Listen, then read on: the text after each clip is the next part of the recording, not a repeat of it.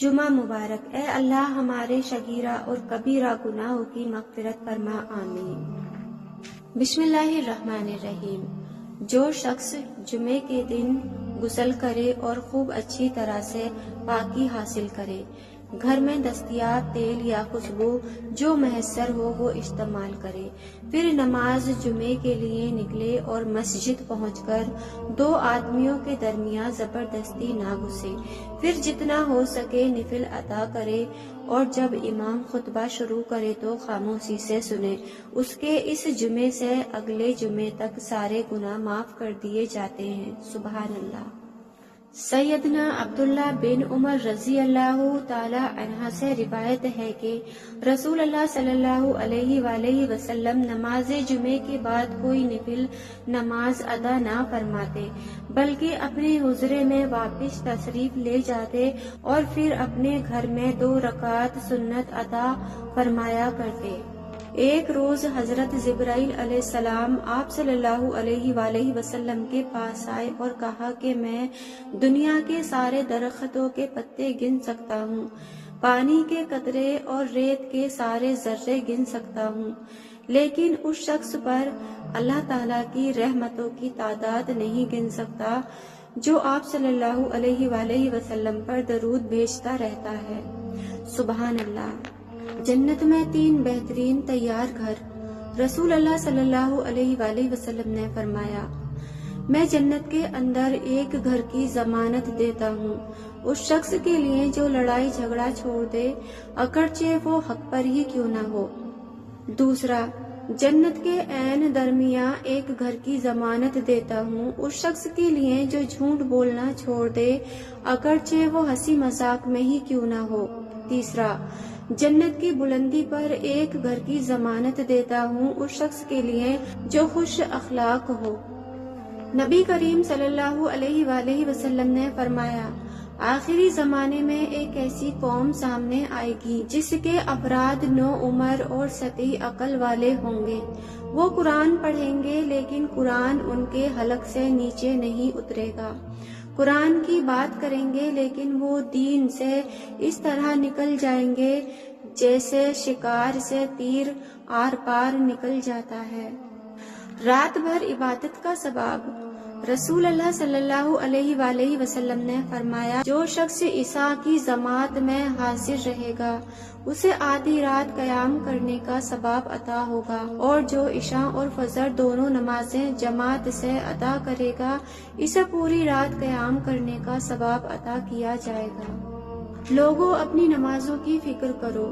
نبی کریم صلی اللہ علیہ وآلہ وسلم نے فرمایا، قیامت کے دن سب سے پہلے بندے سے نماز کے بارے میں پوچھا جائے گا، اگر وہ درست ہوئی تو وہ کامیاب ہو گیا، اور اگر وہی خراب نکلی تو وہ بندہ ناکام اور نامراد رہا۔ جمعے کے دن درود شریف کثرت سے پڑھنا۔ رسول اللہ صلی اللہ علیہ وآلہ وسلم نے فرمایا، جمعے کا دن تمہارے بہترین دنوں میں سے ایک ہے، لہٰذا اس دن مجھ پر کثرت سے درود صلات بھیجا کرو، اس لیے کہ تمہاری درود مجھ پر پیش کیے جاتے ہیں۔ رسول اللہ صلی اللہ علیہ وآلہ وسلم نے فرمایا، ایک تاجر لوگوں کو قرض دیا کرتا تھا، وہ جب کسی کو تنگ دست دیکھتا تو اپنے ملازموں سے کہتا کہ اسے درگزر کرو، شاید اللہ تعالیٰ اس کے بدلے ہمیں آخرت میں درگزر فرما دے۔ چنانچہ اللہ تعالیٰ نے اس کی موت کے بعد اس کو معاف فرما دیا۔ نبی کریم صلی اللہ علیہ وآلہ وسلم سے پوچھا گیا کہ بارگاہ الہی میں سب سے زیادہ پسندیدہ عمل کون سا ہے؟ آپ صلی اللہ علیہ وآلہ وسلم نے فرمایا، نماز کو اپنے وقت پر ادا کرنا۔ پوچھا گیا کہ اس کے بعد؟ آپ صلی اللہ علیہ وآلہ وسلم نے فرمایا، باپ اور ماں کے ساتھ اچھا برتاؤ کرنا۔ پوچھا گیا کہ اس کے بعد؟ آپ صلی اللہ علیہ وآلہ وسلم نے فرمایا، اللہ تعالیٰ کی راہ میں جہاد کرنا۔ رسول اللہ صلی اللہ علیہ وآلہ وسلم نے فرمایا، پیر اور جمعرات کے دن جنت کے دروازے کھولے جاتے ہیں۔ اس دن اللہ کے ساتھ کسی کو شریک نہ ٹھہرانے والوں کی مغفرت کی جاتی ہے۔ سوائے ان لوگوں کے جنہوں نے آپس میں رشتہ داری ختم کر دی ہو۔ اس کے بارے میں کہا جاتا ہے ان دونوں کو واپس بھیج دو جب تک یہ دونوں آپس میں صلح نہ کر لیں۔ نبی کریم صلی اللہ علیہ وآلہ وسلم نے فرمایا بدگمانی سے بچتے رہو، کیونکہ بدگمانی کی باتیں اکثر جھوٹی ہوتی ہیں۔ لوگوں کے عیب تلاش کرنے کے پیچھے نہ پڑو، آپس میں حسد نہ کرو، کسی کے پیٹھ پیچھے برائی نہ کرو، بغض نہ رکھو، بلکہ سب اللہ کے بندے آپس میں بھائی بھائی بن کر رہو۔ آپ صلی اللہ علیہ وآلہ وسلم نے فرمایا جس شخص میں یہ 3 باتیں ہوں گی وہ ایمان کا مزہ پائے گا۔ ایک یہ کہ وہ شخص جسے اللہ اور اس کا رسول ان کے مشورے سے زیادہ عزیز ہو، اور دوسرا یہ کہ جو کسی بندے سے محض اللہ ہی کے لیے محبت کرے، اور تیسری بات یہ کہ جسے اللہ نے کفر سے نجات دی ہو پھر وہ دوبارہ کفر اختیار کرنے کو ایسا برا سمجھے جیسے آگ میں گر جانے کو برا جانتا ہے۔ نبی کریم صلی اللہ علیہ وآلہ وسلم نے فرمایا کہ عورت سے نکاح 4 چیزوں کی بنیاد پر کیا جاتا ہے، اس کے مال کی وجہ سے، اور اس کی خاندانی شرف کی وجہ سے، اور اس کی خوبصورتی کی وجہ سے، اور اس کے دین کی وجہ سے، اور تو دیندار عورت سے نکاح کر کے کامیابی حاصل کریں، اگر ایسا نہ کریں تو تیرے ہاتھ کو مٹی لگے گی، یعنی آخر میں تجھ کو ندامت ہوگی۔